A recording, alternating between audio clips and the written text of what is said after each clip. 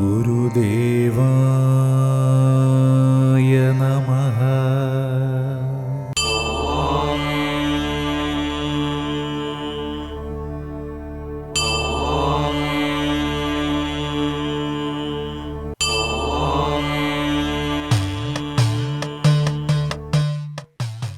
കൂർക്കഞ്ചേരി ശ്രീ മഹേശ്വര ക്ഷേത്രം.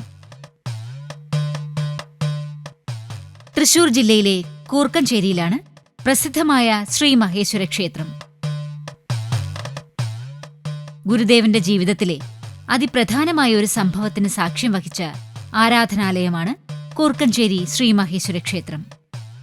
ഗുരുദേവ ദർശനങ്ങൾ ലോകമെമ്പാടും പ്രചരിപ്പിക്കാൻ വേണ്ടി സ്ഥാപിക്കപ്പെട്ട ധർമ്മസംഘം ട്രസ്റ്റ് രൂപീകരിച്ചത് കൂർക്കഞ്ചേരി ക്ഷേത്രത്തിന്റെ വടക്ക് കിഴക്ക് ഭാഗത്ത് ഇന്നും നിലകൊള്ളുന്ന പ്ലാവിൻ ചുവട്ടിൽ വച്ചായിരുന്നു.